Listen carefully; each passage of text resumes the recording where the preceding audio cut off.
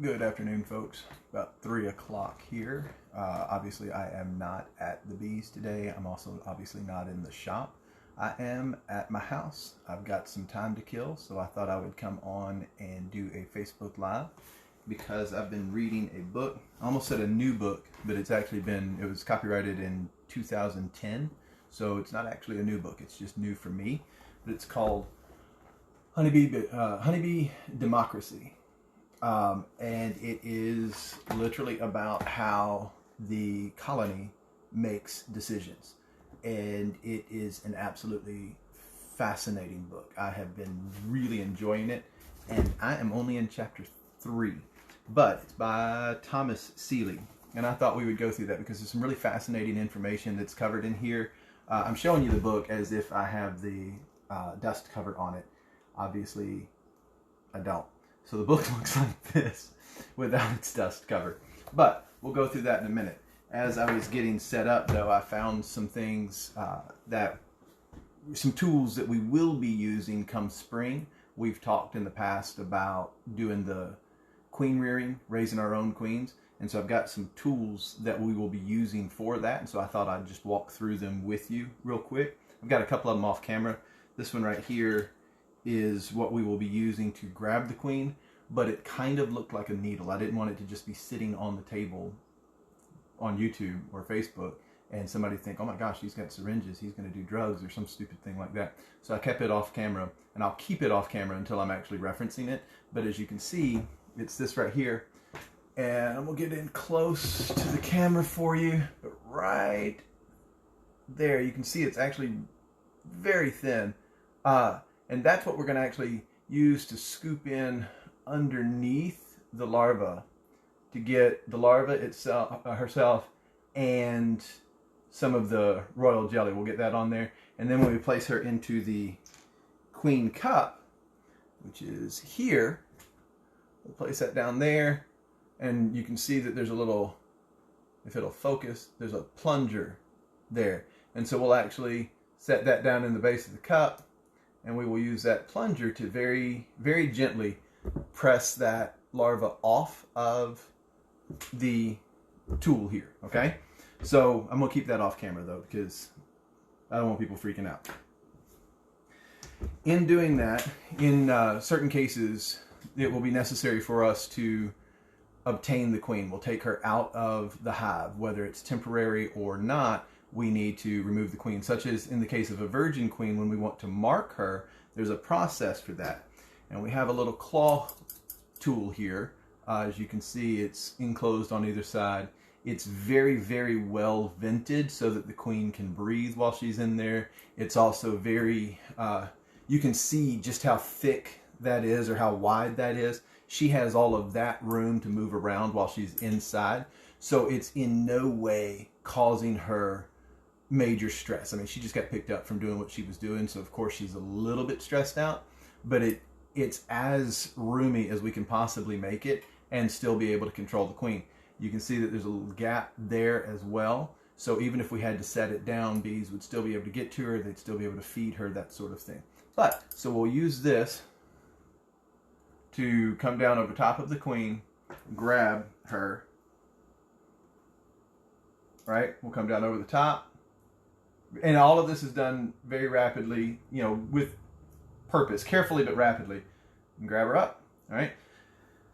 Once we're done with that, once we've got her, if we're trying to mark her, for instance, there is this tool right here. It's kind of a neat little thing. It's got the control here. It covers the lid there. So once you have the queen, you deposit her into your marking tool, and of course then you want to make sure that she can't fly, so you close that little lid, and as you can see that's vented, and then there's a plunger, this large yellow, that's a plunger, and the lever's right here.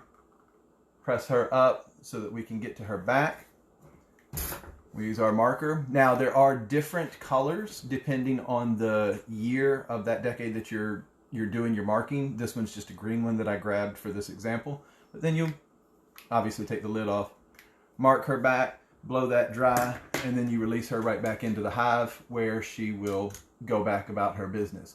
The ink that we use, the paint that we use is of course non-lethal. It's not harmful to the bee whatsoever.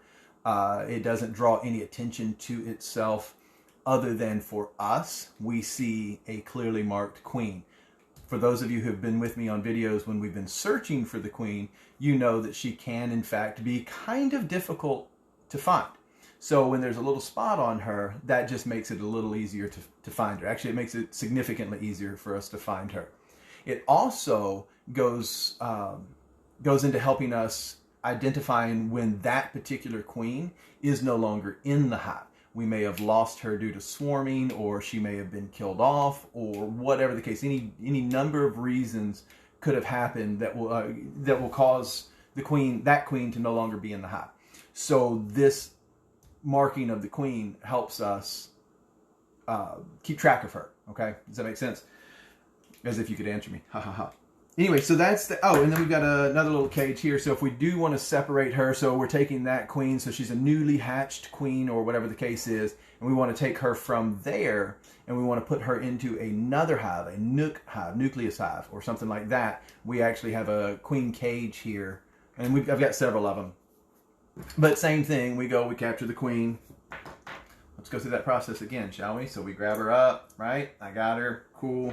I come here and very gently, along with a couple of nurse bees, we'll go in there as well, because of course we've talked about it before, but just in case you don't remember, the queen doesn't feed herself, she doesn't groom herself or anything of that nature.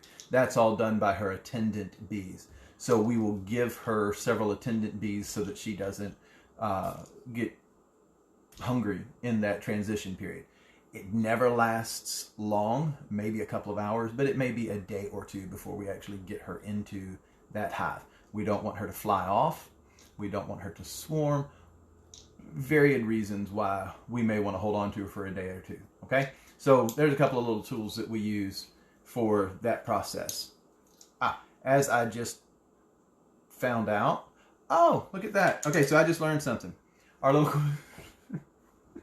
I told y'all when I talked about doing the queen rearing from the beginning that I wasn't exactly sure what the process was. Now I've read, I've watched videos, I've seen some things that didn't really quite make sense, but I haven't actually taken my tools until right now on this video. I haven't actually taken the tools out of the bags or the boxes to review them much. Just kind of glanced at them and put them back. But you know, it's not Christmas morning. I'm not playing with my new remote control car or whatever. Don't give me a remote control car if you get me a Christmas gift. I like guns, I like bullets. Give me those. But anyway, so this right here on my little queen cage, right? It just popped right on out. I was like, what the heck? But then I realized that my little queen cup fits right down on in there. So what we will actually do is we will take this queen cup, the little green separated piece, right? We'll place that in here, and then we will nail that to, or attach that, to the top bars, and we'll do several of these in a row, but we'll attach those to the top bars with the larva in there that we intend to have raised as a queen. This green cup fits the diameter of a queen cell, and so they'll actually build the wax, they'll build the wax around this cup in order to build the queen cell. So we're actually giving them a foundation with this device, right? And so they'll build that up, and I will place a little tool here. I'll place the larva, the intended larva, into that queen cell. They'll load that up with the royal jelly, and then they'll begin raising queens. And they'll do that with 10 or 12 or 40, depending on what number we choose. They'll fill each of those up, and they'll raise queens in that way. So once the queen cell has been completely covered in wax, all right, so it looks like a peanut. The next time we're out at the beehives, come spring, we'll start seeing quite a few. We'll start seeing quite a few queen cells. And so I'll make sure that on some of those videos I get to show you. You'll see both my dad and myself, anybody else who happens to be out at the hives with us, we will get tickled pink when we start seeing queen cells. Whether they are our selected queens or not, the queen cells tell us a lot of different things that's going on in the hive. And so we'll get real excited because that means that we actually get to start expanding our operation. So it's a big deal. So we want to see those, and I'll make sure to show those off to you. That said, they'll build that out just like any other cell, whether it's a worker bee or a drone bee. They will cap it off, right? And so once she enters her pupae stage, they'll cap that off because they're not feeding her anymore. She's done with that. She's gone through the larval stage. She has entered she's built a little cocoon around herself. Worker bees, drone bees, they all do the same thing. Actually, most insects that have those multiple stages, they'll do that from larval to pupa. They'll build a little cocoon around it. The caterpillar does that when it's becoming a butterfly or moth. Same thing. They build a small little cocoon around themselves. The bees realize that this is time now for them to begin their development into adulthood. They cap it off. Once they cap that off for the queen specifically, we simply detach it from the stem or from the stick, the top bar, place it in our little queen cage, and there she is. So once she hatches, we now have a queen, and she's in there. She's trapped in there, and we can get her to the hive that we intend to place that queen in. It's a really neat little contraption that I just learned about right in front of your face. So that's kind of fun. So there's that. All right, that's it. Those are the tools that I've found. So I figure we'll talk about the book now, because it's what I'm reading right now is going over quite a bit of some of the stuff that we've talked about at the beehives. So I thought, shoot, let me show you in the book, right? Like my mug. It was a Christmas gift several years ago from a karate student of mine.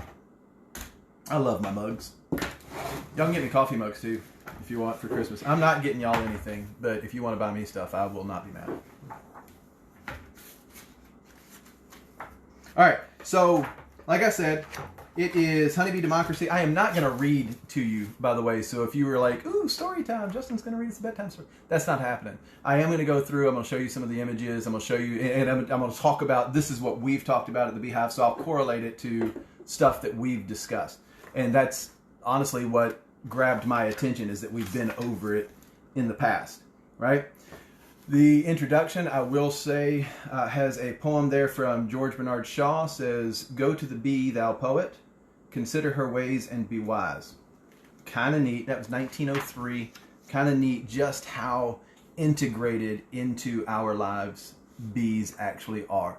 And so, anyway, it's a lot of fun. Here's a real quick picture of, it's easier, by the way, to show you these pictures than it will be to show you the actual frame. I mean, I'll still show you the actual frame, of course, but from the picture, I don't have to worry about bees flying around my head or anything like that. But this is a picture of comb that has been filled with pollen. I remember, actually, anytime that we talk about pollen, we actually talk about the coloration of the pollen. And so I wanted you to see right there, real close. I can't tell. Okay, so real close, I wanted you to be able to see the different colors of pollen. All of that pollen comes from different blooms, of course. I would hope that you would be able to pick that up. But they bring that in, they stuff that in there. That's a protein source. That's the protein source for the honeybees. Honeybees, unlike your wasps, hornets, yellow jackets are a type of wasp. So unlike those stinging insects, actually, no, I think ants are vegetarians too. I'm not quite sure on that. You might want to double check me, but I believe that everything that the ants gather that's not a sugary substance, so the leaves and the food products and all that kind of stuff, I actually believe they take that back to their nest and they compost it, and they raise a fungus that they eat. But I am not an ant keeper, so don't quote me on that. Check that out yourself if you're interested. But that was one of the things that stood out to me when you study anything that is a colony, a group think, a superorganism, ants, bees, that sort of thing, anything that's a hive mind, there's some crossover stuff. And so the ants, I believe they do. I think they farm. The bees are vegetarian. Wasps, yellow jackets, hornets, that sort of thing, they are actually predators. So they're actually carnivorous. Now they do like sweet things. You know, everybody's like, oh, well, you know, you always see yellow jackets around picnics. Yeah, you do. Yeah, you see them around soda cans, anything sweet and syrupy. Wasps are going to be the same thing. You're going to find them around that because they still do harvest that sugary substance specifically for the energy that it provides. But they get their protein from meat. So they'll kill spiders. Excuse me. They'll kill spiders. They'll kill other insects, that sort of thing. Small animals. They'll do that, and that's where they get their protein source. For bees, as vegetarians, their protein source comes from the pollen. So for those of you who are into that holistic stuff, yes, pollen is a plant source protein. I'm not giving you dietary advice because that is not my profession, so you do you, okay? But I can't imagine it's going to taste very good anyway, but what healthy stuff does. So, anyway, that's comb-built beeswax, sculpted, blah, blah, blah. Yeah, filled with pollen. Okay, so he didn't say anything that I didn't just say. So that's kind of neat. Here we go is a picture of a swarm. Now, if we get a phone call for a swarm, you can bet I'm going to have this camera out. We're going to do a Facebook live feed on it, and you guys are going to watch us gather a swarm, catch a swarm live, because that's the most exciting thing that I think I've ever actually done when it comes to beekeeping. Is actually, because what happens is you get this ball of 10, 20,000 bees or so. You see that up close? Oh, good. My bookmark just fell out. I hope I remember my place. Nope, that's not my place. So you get this, that's close to my page. Yeah, that's where I was. Okay, cool. So anyway, so you get this ball, right? And it'll be on a tree branch. It'll be on a fence post, side of a building, something like that. Several of the bees will land on the branch, right? So one or two of the bees will land on the branch. The queen will eventually join them. The other bees that are flying around will catch her scent, and then they will land on her as well.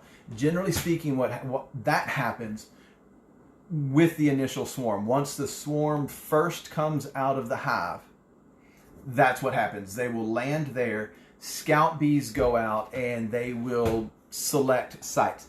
That is what this book is focused on, is the selection process. Now, it talks about the selection process for everything that the bees do inside, but the reason I started reading it was because I want to know knowing how the bees select their new hive locations helps me as the beekeeper figure out how I want to build my bee traps, because we actually did that.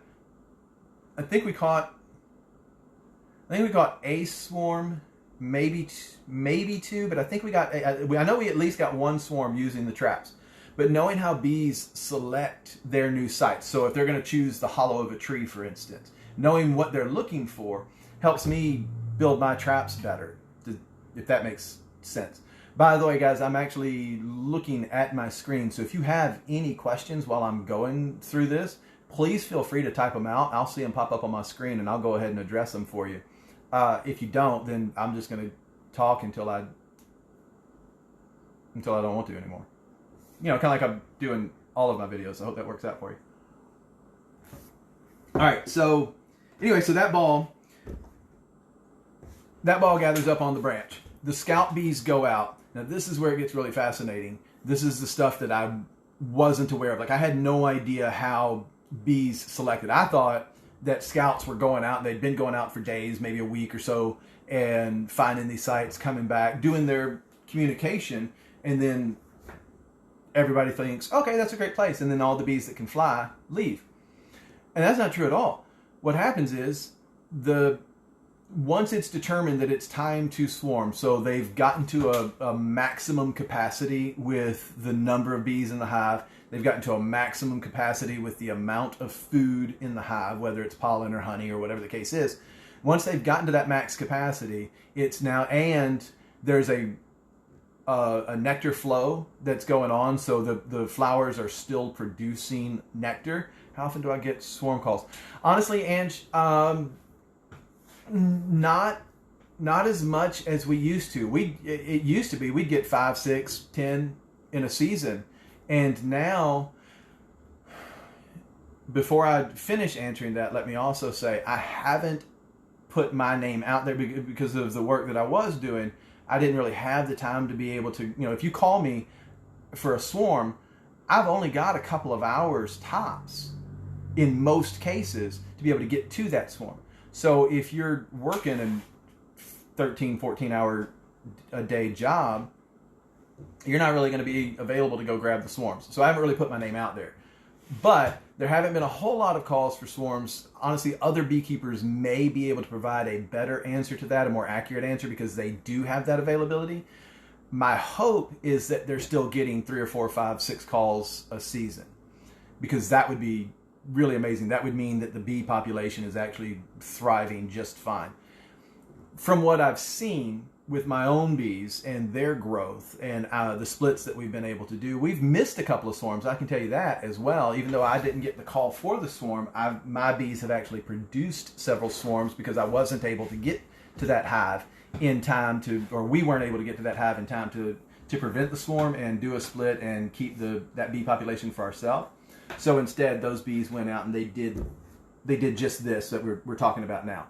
So that's happened a few times, and we have been able to do several splits. I mean, you guys have watched the operation grow. We started with, I bought 3 nooks for my dad and me to start with, and now we're up to 8 colonies.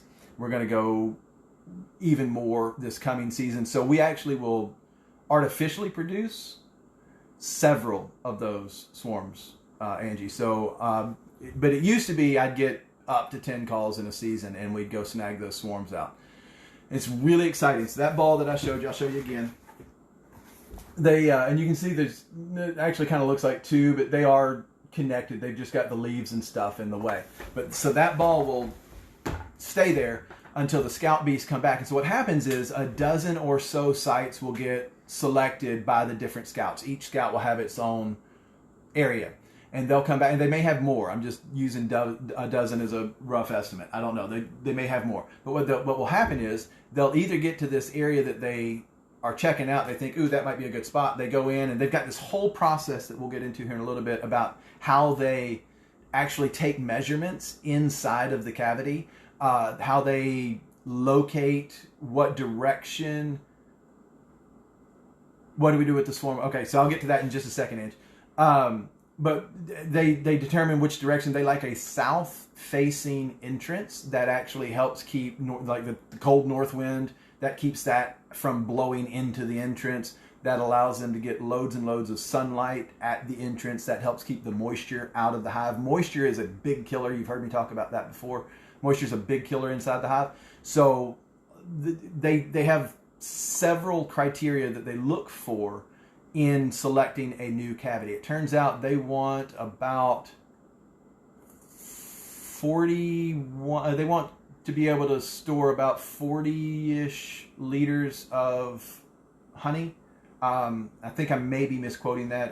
Hopefully I'll run into that number here. But there's a specific amount of honey that they need from the beginning of this colony's life through winter until the next season. Some of the factors, by the way, okay, so real quick, Angie, let me answer your question. What do you do with the swarm once you catch one? So right here behind me, you can see I've got a couple of the supers, the boxes. I've got some unfinished, so I'm totally trying to point and my hand isn't even on the camera. There we go. I've got some unfinished frames behind me as well.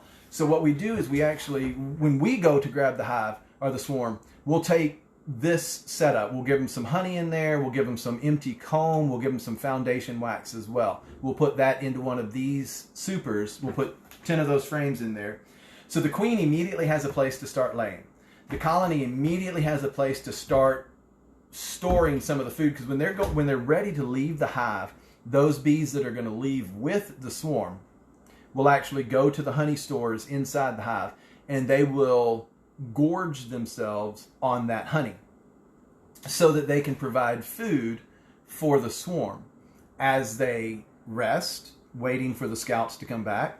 And once they get to their new nest and they build their comb, they will be able to use that stored food, the gorged food. They'll put that back into the storage places that they've now built with the comb. So what we do is we provide them with some food, just in case they were a swarm that's been out for a while. They've consumed most of their stores or whatever the case is. We want to make sure that they've got honey inside the hive. What we've also found, and I actually learned in this book, is that oftentimes a swarm will take over an area, a previously established colony. So if a colony of bees dies off, they didn't quite make the winter or whatever, a new swarm comes out, finds that tree cavity or wherever it is, sometimes the inside of a wall at a building, but they find that the comb has already been built by the previous tenants. That's gold for them, because that's energy that they don't have to use building. It's already there. They can immediately begin storing, and the queen can immediately begin laying her eggs. So when we provide them with that foundation wax, with that comb, and with that honey, they just hit utopia, because bees that have that pre-existing have a significantly greater, you're talking 25% survivability rate for swarms of bees that find new cavities, approximately, by the way. If I throw numbers out there, please understand that I'm talking approximations. I'm not giving you specific, like these are die-hard numbers. Those are approximations. But approximately 25% of new swarms that establish new colonies are going to survive the winter. That's a huge number of new swarms that are not going to make it. 75-ish, 80-ish% of new colonies won't make it on their own. That's in nature. Now, we're not including what beekeepers do. Okay, that's just natural selection happening. However, some 80% of established hives will survive. So those numbers are almost exactly reversed for each other. So if it's an unestablished, establishing colony, 25% chance of survivability. If it's a previously established, or if they can find, and by the way, if that new colony finds a nest that has been abandoned, or the bees didn't make it in that particular one, but they've got some comb that they find, those bees have a significantly greater chance of survivability as well. So what we do is we provide them everything that they could possibly need to have the best chance of surviving. Okay? So the boxes that you're used to seeing with us when we go out to the hives right now, we do that. That's probably the most straightforward answer for you, Ange. And then we raise them. Now we will monitor the queen. We'll check, we'll see that she's performing properly, because a lot of times, that older queen, she's the queen that they have, so that she's the queen that they leave with, but she may not be the greatest of producers. So we'll pay attention, and if she's not performing up to the standards that we want her to perform to, we'll go ahead and do a replacement for her. Sometimes we get those queens in and they're beasts, and we're like, okay, we're gonna kind of want to hold on to her, because we're gonna rear some queens off of her before she gets replaced. But generally speaking, we're only going to hold on to a queen a maximum of 2 seasons, because of the performance that we expect for them during the season. They're laying eggs. If we do our job right, that queen is laying eggs at max speed, getting through the spring, getting into the spring, getting through the honey season and all that kind of stuff. She's performing at max capacity. She's only going to be able to do that a couple of times before she's out of eggs, or before she's out of sperm. So once she's out of that sperm, once she's not able to keep up with the egg laying demands, well, then now it's time for a new queen. That also happens naturally. So we're not actually asking her to do anything that nature isn't expecting of her anyway, if that makes sense. We just provide the optimum conditions for her to be able to do that. Hopefully that makes sense. All right. So that was the swarm ball. So that's initially when they come out. So what happens there on that swarm ball is the scouts will come back and they will start doing their dances. Now, what I've learned in reading these couple of chapters is that in that waggle, I've always known about the waggle dance. We've talked about it in the videos and that sort of stuff. I've known that it is how they give directions to the flowers, but precisely how they give directions to the flowers, I wasn't aware. I just knew that somehow or another, Chris, I was thinking of you actually, man. Yeah. So my buddy Chris actually works for the Government Training Institute in Barnwell, South Carolina, by the way. This is an unsolicited commercial because Chris is my buddy and I absolutely adore everything about him. And I'm not going to get a thing out of it. However, I've gotten several t-shirts out of it, so I feel like I'm honestly just kind of giving back. But anyway, he works out at Government Training Institute, and they actually do firearms training out there for military, law enforcement, and if I'm not mistaken, Chris, you guys actually do civilian training as well now, don't you? So you guys may want to, I'll get some contact information. I'll post it into the comments on this video so that you guys, if you are in that area, because I know a lot of my friends are still in the Augusta, Georgia, South Carolina, North Augusta, South Carolina area. So you guys are not that far from Chris. So if you're looking for some firearms training, and they do in fact do the civilian training, that's where you need to go. Okay, Chris, it's good to see you, man. Well, it's good to see your profile picture and then your name on my screen. You get what I'm saying. Anyway, I'm gonna take a drink of coffee because I completely forgot what I was talking about with honeybees.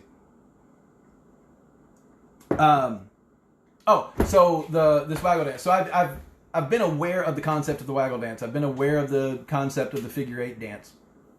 They absolutely do. See, so y'all see that right there. They absolutely do the civilian training. So I will get some contact information. Chris, if you want to, please feel free to go ahead and actually post any contact information that you want them to have, because that would be pretty awesome that they can get a hold of you. Okay. If not, then I'll get some information and I'll make sure to post it myself. But that's where you guys need to go. If you're in that area, that's where y'all need to go for your training. Okay. And if you like me for any length of time, you're probably on a more conservative bend, so you kind of love some guns. So be responsible with that. There it is. So they, the bees, I don't know about y'all, but I'm tickling the heck out of myself. So the bees will come back to the hive. They'll do these waggle dances, and I didn't give them too much consideration in the past. No, I know you weren't trying to hijack it. I just saw your name and I got really excited. And so I'm perfectly okay with that. Once you were there, I was like, I'm going to talk about Chris. I mean, shoot, I'm wearing your shirt anyway. I'm advertising for you anyway. So you might as well take that opportunity. And look, there's my face. So it works. Once I post this to YouTube, people are going to be like, what the heck? Because these, I don't know if y'all know this or not, but these comments, they stay on Facebook. So once I take this video and I post it to YouTube, these comments aren't on that video anymore. They're only on this Facebook Live, which is funny to me. Anyway, so I kind of love these conversations that have to do with these specific exchanges, because I'm pointing at my screen like you can see it. But I love the exchanges that happen because of these comments, because YouTube doesn't have a clue what's going on, and it's fun for me. So with these waggle dances, I knew the concept. I didn't have any real experience with them or deeper understanding of them. So now I'm reading this book, and that's what's gotten me so excited about this book. We're going through Honeybee Democracy, by the way, for those of y'all that didn't hear it at the beginning of the video, by Thomas Seeley. So this guy decided he wanted to know what was up, right? And so he started actually paying attention to the waggle dance. And it turns out that when they're given direction, we'll start specifically with food, for instance. When they're moving vertically and they do their waggle dance, the amount of time that they are actually waggling is actually a scaled representation of distance to that location. 1 second equates to 1,000 meters. I'm hoping I'll find that number, because if I'm wrong, I'd like to be able to correct that. But I think that was what the book stated. So if she is moving in that direction, waggling in that direction, and she waggles for a second, 1 second, then that means that that source is 1,000 meters away, approximately, in that direction. How do they determine that direction? Well, I am glad that you asked. That's a great question. The way that they determine direction is in reference to the comb. So I don't have... So if this is our comb inside of the colony, whether it's in one of my beehives or it's in a tree, it doesn't matter. If they move vertically up the comb, that is in reference to the sun. Okay? Straight up is due west. That gives you your compass. So straight up is west. Hold on, I'm doing all of this backwards, looking at my own screen. Straight up is west. Yeah. So straight up is west. You got north, you got east, and you got south. Easy enough. And so they'll do it in degrees of north. Or not, I'm sorry, no. They do not do it in degrees of north. They do it in degrees of towards the sun. Okay? Due west is in the evening. Straight up in the morning is due east. Okay? It's towards the sun. It's not specific to the compass. It is specific to where is the sun. Do your degrees from there. Does that make sense? I kind of discombobulated all of that, and so I want to try to correct that. In reference to the sun, straight up is towards the sun. So they do degrees of that. And so this guy watched that, and following the scientific method, he watched that, developed his hypothesis, and then set about testing to confirm or disprove his hypothesis. And what he was able to find was that with crazy accurate success, crazy accurate success, he was able to find the location. So much so that he was actually able to, and then in the chapter where I am right now, he actually has went out to this, and this is in the 70s, by the way, that he was actually doing this research for his doctoral pursuits. But he goes out to this island that doesn't have a bee population at all because it's just this little fishing island, and he takes a small queen-right colony of approximately 2,000 bees. I say approximately. The book was very specific that he had 2,000 bees in there. Dude goes and marks every single bee with a unique pattern. So he puts a mark on the thorax and the abdomen of the bee, and it's two different colors. And they each had, he came up with 2,000 unique markers for these bees so that he could see which ones were acting as scouts, and he could determine which specific bee was scouting that specific location. So this guy has done some very thorough work, right? But then they go in, they land, they test their sites. In fact, he set up a site so that he could watch what's going on inside the hive.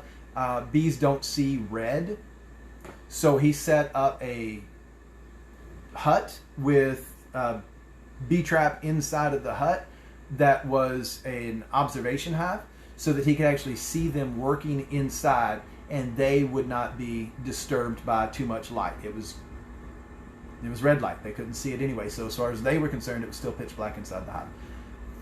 Fascinating stuff. So they do their waggle dance. They give their directions. And here we go. Here are some images. I say waggle dance. I'm sorry. I meant figure eight dance. Picture of it right there.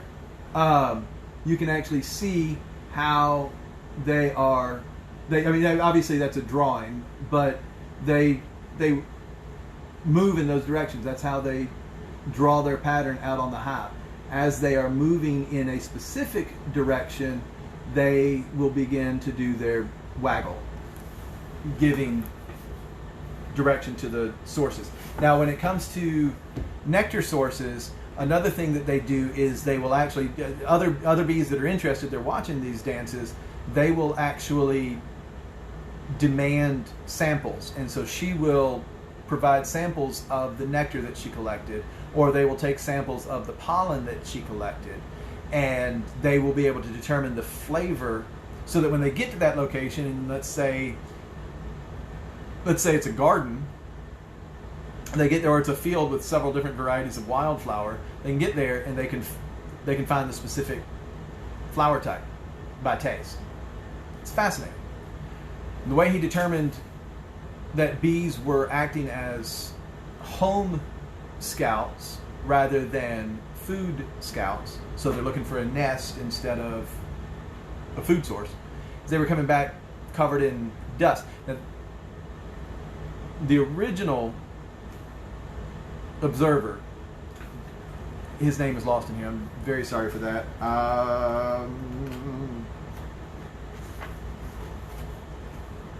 Sorry. Yeah, no. I'll find it eventually, I'm sure. I'll run into it. Right here on the next page. There it is. Yeah. Carl von Frisch was the guy who started this particular study.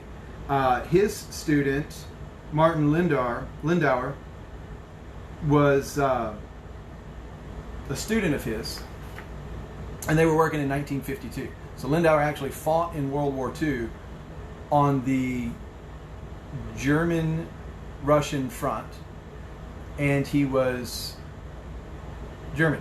He actually fought for the Nazis. He was conscripted. What his beliefs were, I don't know. Doesn't sound like I'm actually going to get a chance to ask him, so I'm going to move on from that. But he actually fought in World War II. Comes back and is just uber motivated. And so in Germany, because we bombed the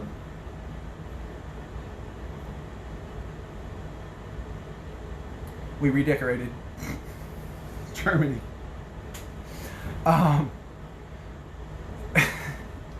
These scout bees were coming back, and they'd be covered in dust. Whatever. Anyway, it was a good time. So they would come back covered in dust, or they come back covered in dirt, or they come back covered in things that are not pollen. Okay? And so he sees that at the hive, and he starts asking questions like, well, what the heck is going on here? That's obviously not a pollen source. So what is it they're covered on? So he began to pay attention. That's when he noticed that these bees, and shortly thereafter, by the way, his hive would just split, right? And so that's where all of this started. How these guys come up with this stuff is incredibly fascinating to me. I don't have the patience to just like, I can sit with the bees, don't get me wrong, but to sit and watch and pay attention to where she's, which direction she's facing. I've watched a figure 8 dance countless times.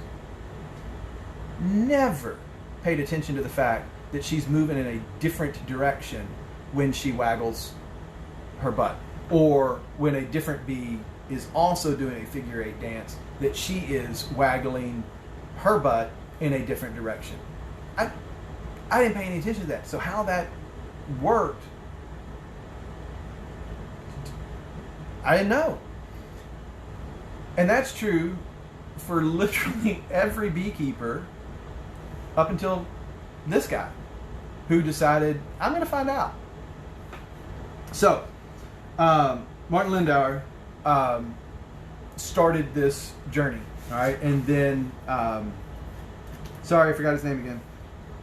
Mr. Seeley comes along, or Dr. Seeley, comes along, well, Mr. at the time, and decides that he is fascinated with that. He had some other career pursuits, but he's fascinated with that, so he decides to pursue that, right?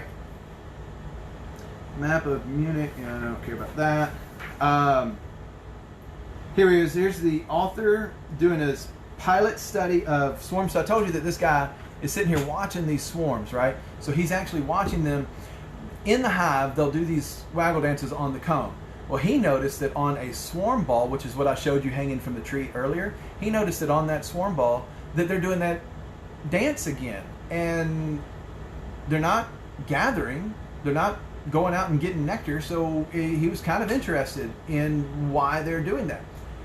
Long story short, they are in fact giving directions to a new colony or new nest area, and each of them, much like they're trying to do when they're bringing back nectar sources, they come back and they're trying to recruit other scouts. No, seriously, this one's pretty awesome. You guys go check, or you girls go check this one out, and then come back and tell everybody about how awesome it is. Go confirm my findings.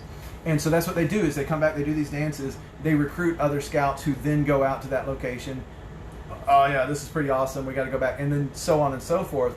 And so what happens is these girls are actually voting on the new nest site, because they'll go from a dozen or more sites down to one.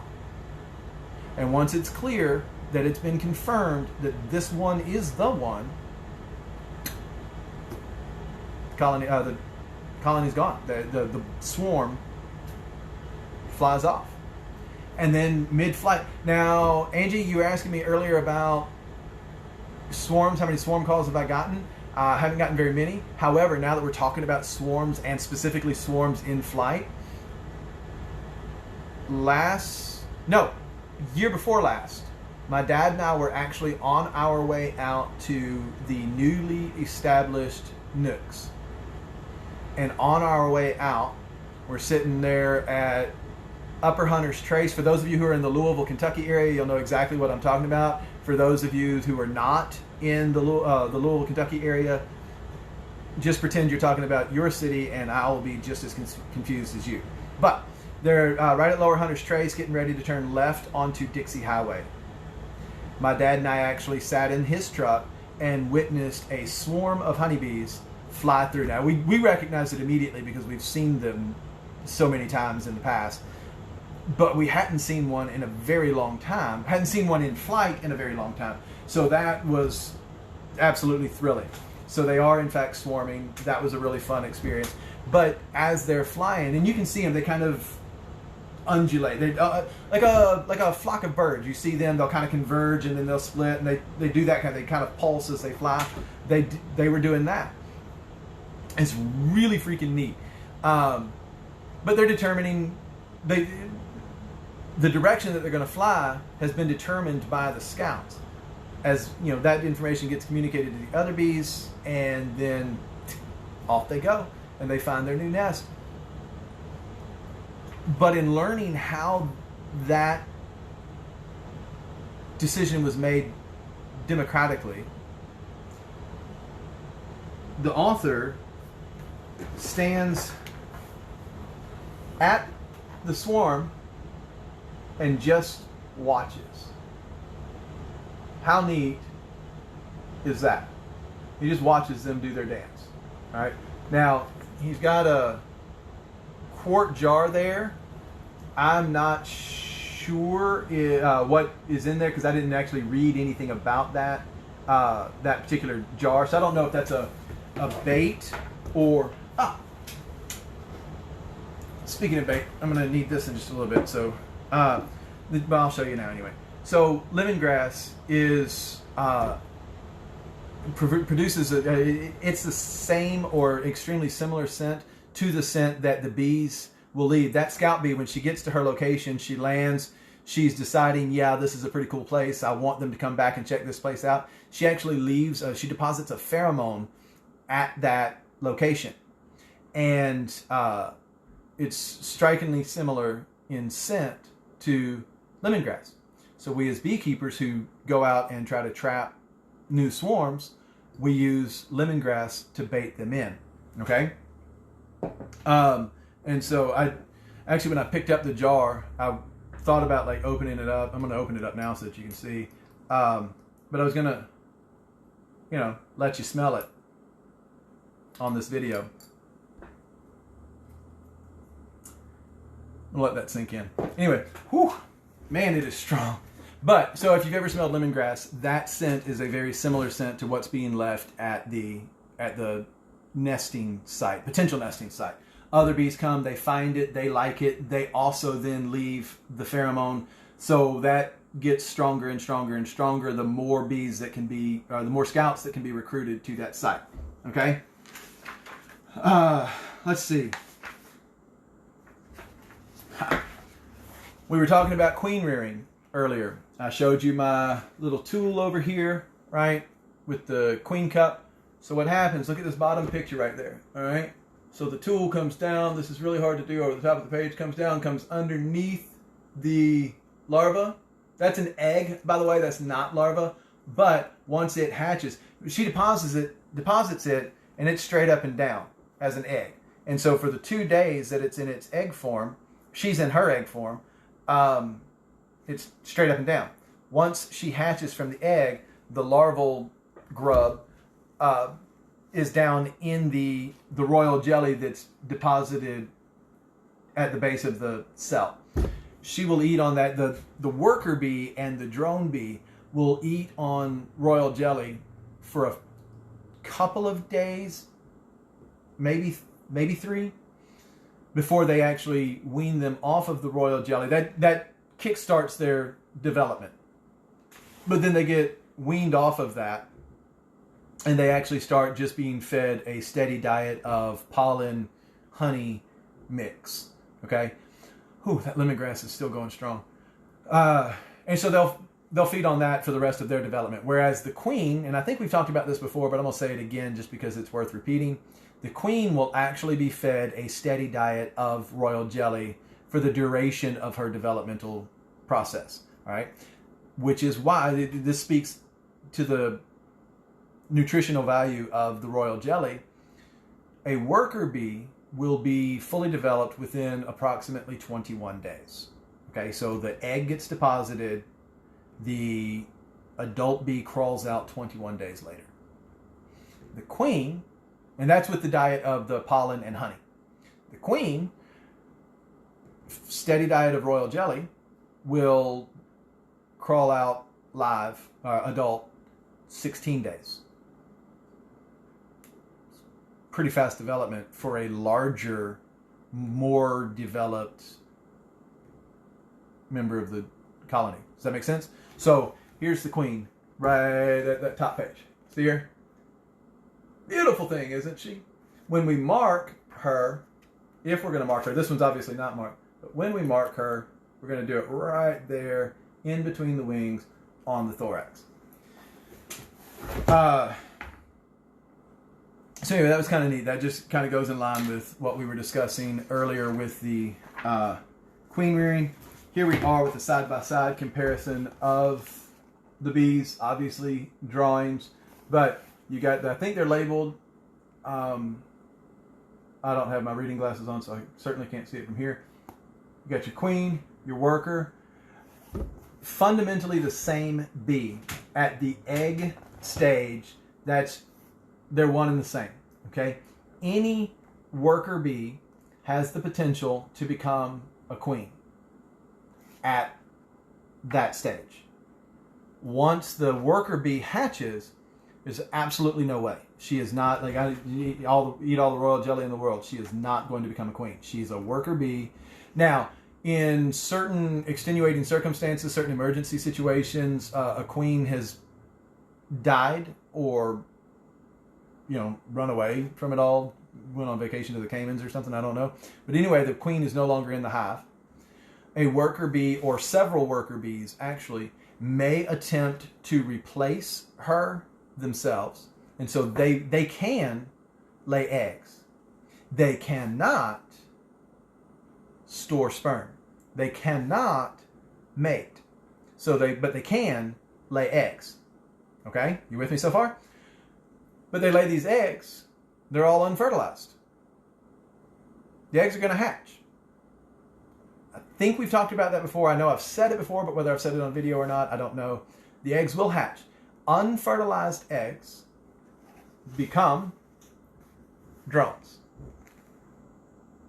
Slightly larger than the female, larger in diameter, a little bit longer, not as long as the queen, but definitely bigger round than she is. The drones are the unfertilized eggs, okay? So these workers who are trying to replace the queen will lay eggs. Well, the hive, the colony, will begin to act queen right because they've got somebody in there laying eggs. So it's kind of troubling for the beekeeper that's not paying attention to his hives. at least we try to be really good about being on top of our bees. Every now and then in the past, it has gotten away from us. But, here recently especially, no, our lives are centered on them.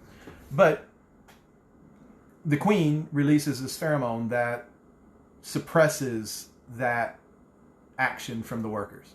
So as long as she's there, none of them feel the need to try to lay. The point of that was that at the larval stage, early developmental stage for the worker bee, she can in fact be selected and raised as a queen. What will happen is, and that's during the stage, by the way, of, I guess that's the easiest way to do it, prior to switching her diet, prior from weaning the larva off of the royal jelly, at that time, before she's been weaned from the royal jelly, she could in fact still be selected to become a new queen. They will take her out of that cell that she's in, and they will take her into the specially built queen cell, place her in there, and then they will continue to just feed her that royal jelly. And that's how she develops into the queen. That kickstarts her. She reaches that point in development where her reproductive organs then are either going to begin to develop or not develop. The honey and pollen suppress that development. The royal jelly accelerates that development. Make sense? Cool. Is everybody enjoying story time so far? Okay, so here are a couple of queen cells. Hopefully we can get in here close. Hold on just a second. Let me see if I can prop my arm up here. Yeah, right there. Can y'all see? There's one. Here's another. So they just kind of look like peanuts. Here are some queen cups. So they build them. And if a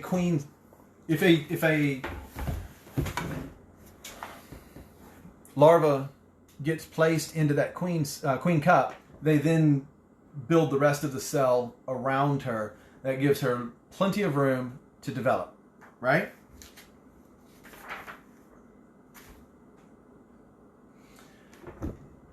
This is just kind of a neat picture. I'm going to show up here in just a second because we were talking about the scouts going out, selecting sites, nest potentials, and being able to recruit other bees to it. That doesn't always work.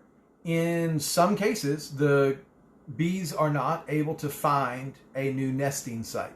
And so they get stuck on that branch. At that point, the colony is pretty aware that it is not going to survive.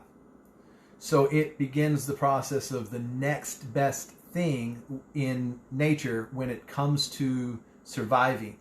If you can't survive, your bloodline needs to. Right, okay? You with me? So what they will do is they will build an exposed nest. They're way too exposed to the elements. They are not going to survive the cold. They're not going to survive the moisture. They're not going to survive predators. Everything that is dangerous to the bees, they're exposed to right there. They're not going to survive any of them, or a combination of them, whatever the case is, okay? So in that case, they build the nests, they try to collect, they're collecting the food necessary to get the queen to laying, and then they get those drones produced. Through the drones, then the survival of that queen's DNA is assured, because, or at least has a better chance of being assured, because through those drones, they have a good chance of mating with a virgin queen. The genetics carry on. Make sense? Cool. Oh, this is neat too. Up above that, inside the hive, okay? In wintertime specifically, they will gather up in a ball, much like we saw earlier with the ball hanging on the branch. They'll ball up inside the hive. They'll cluster up inside the hive as well. So the queen and the brood, the young, are on the innermost portions of the ball, right? They'll keep that at, this is in Celsius, but they'll keep that at about 95 degrees, actually, just under the temperature of the human body, which is really kind of neat. They'll do that. They can do that all winter long. They don't have to keep it that hot or that warm in the winter when there aren't any larvae, when there's no brood to keep warm. They can actually let it get a little bit cooler than that, so they don't have to expend as much energy. They're never dormant. A lot of animals, bears come to mind, they'll go in and sleep all winter long for the most part. Not bees. They stay active all winter long. Now, they're not out flying, they're not out gathering, they're not out doing that kind of stuff, but on a warm day, they'll come out and purge themselves, because they've been holding on to that throughout the cold days, so they'll go weeks at a time without any warmth outside. It'll warm up a little bit, and they're heading to the bathroom quick as they can get. But inside that ball, they'll keep it, once the brood starts being laid, they have to start consuming that honey, which is why we need so much food in the hive for them. They start consuming that honey in order to be able to produce the energy, which they use then to produce that heat. And then that heat is used to keep the brood alive, right?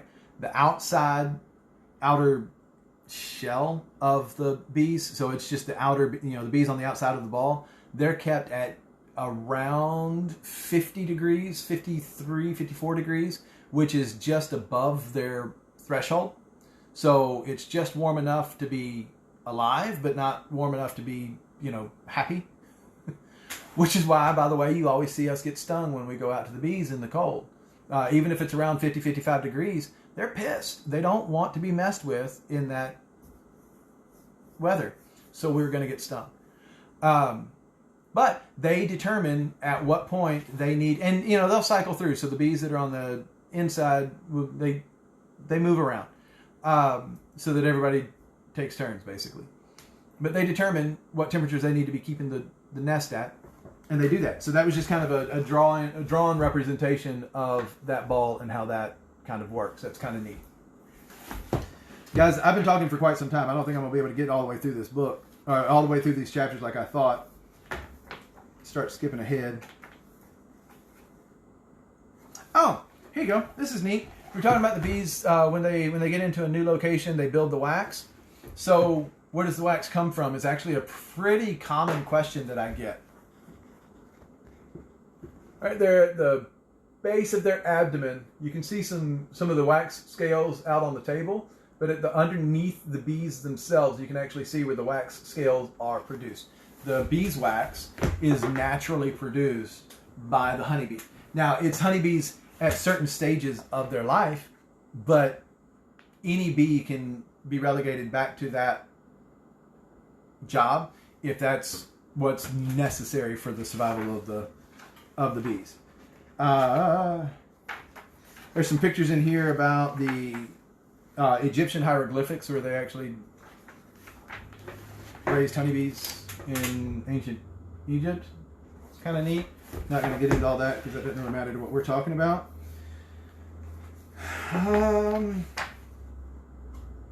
Guys, I think I'm going to call it there. Here's just a really neat picture inside of a tree trunk. The bees right there at the entrance of their nest. It's just kind of cool. There's so much to beekeeping. When I decided I wanted to start doing a YouTube page, I wanted to talk about, I didn't want it to be educational as much. Like I didn't want to focus on trying to teach you how to be beekeepers. And by the way, I think you'll notice even in all the stuff that I do try to show you, I'm not trying to teach you how to be a beekeeper. I'm trying to show you how the bees are bees, how they do what they do. Because for me, that's where the love of beekeeping comes. Bees just fascinate me. And even though I have been exposed to bees, literally, I mean, for those of you that watched the interview video, I've been exposed to bees my entire life. There is still so much that I don't know. And it is so much fun to learn it. I'm not going to go stand there. And actually, you know what? Now that I've read this book, the next time I come up on a swarm, I'm probably just going to stand there and watch for 5 or 10 minutes just to see if I can see what this book is talking about myself. I just think that's really fascinating. So I'm hoping that you guys, as you continue to watch these videos, you are experiencing somewhat the joy of what it is to be a beekeeper, because I can't express that. So the book here has been really exciting for me because I'm learning things about stuff that I already knew. I don't know if that makes any sense, but I know bees. I've raised bees for some 30 years. And I'm learning stuff. And as I'm reading this, by the way, I'm reading about these figure 8 dances, and I'm reading about how they're given these directions and how, it's in reference to the sun and all that kind of stuff. I'm like, I'm probably supposed to know this stuff. I probably should know this stuff. So there's a lot you don't have to know to be successful at beekeeping. But the more you know, the more successful at beekeeping you're going to be. If beekeeping is what you want to do. If that is the case, I would like to think that my own example should be pretty forefront in your mind as you're trying to decide whether or not you want to be a beekeeper. You don't know enough yet. So get to reading, get yourself attached to a beekeeper in your local area, and make sure that you're doing your level best to give your bees the best opportunity at survival. 25% survivability rate for a brand new swarm. That's a big deal. And that's without the interference of beekeepers. The interference of beekeepers isn't always the best thing for the bees. Okay? You get a lot of folks that hear about bees, they hear about, bees are going to die and we're going to lose, all this food in the world, and half the population, 30% of the population, 100% of the population. It just depends on who's talking about it and how much fear they're trying to delve up in you. But you hear about the bees are going to die, and when the bees die, the people are going to die, and all that kind of stuff. And they go, oh, so I'm going to go be a beekeeper, and I'm going to save the bees. And really what you're doing is you're killing them because you're not taking the time to learn. So take the time to learn. If you want to do it right. I'll be more than happy to address any questions that you have. If I do not know the answer, I'll be excited about that because that gives me something else that I can go learn in order to be able to walk you through it. Or I'll even tell you where I'm learning it so that you can walk through it with me. But anyway, I hope I don't want to beat a dead horse, but if you're thinking about being a beekeeper, try to talk yourself out of it. It's expensive. You're going to get stung, and there are a lot of reasons to use to talk yourself out of it. If you get to the point where you realize that you just cannot talk yourself out of it, it's just a driving need for you to be a beekeeper, you're probably a beekeeper. And that you've done all of the reading, you've done as much of the research as you can into what it means to be a beekeeper, and you simply cannot get that, pardon the pun, but you can't get rid of that bug, then okay, cool. Then you're probably going to be contributing to the survivability of the bees. But if it's just a passing fancy, it's like the puppy that people get for their kids, and then when it gets older, they take it back to the pound because it's too big for them. You haven't done that puppy any good.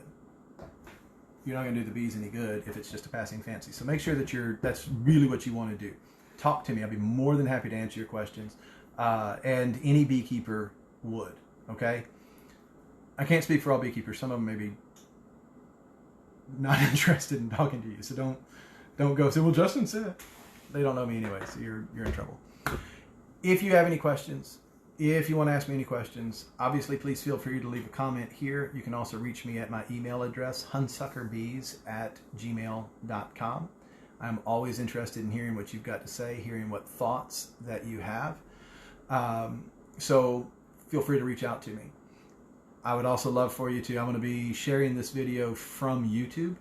I would love for you to share the daylights out of this video. Try to get as many folks interested in watching this as you can get.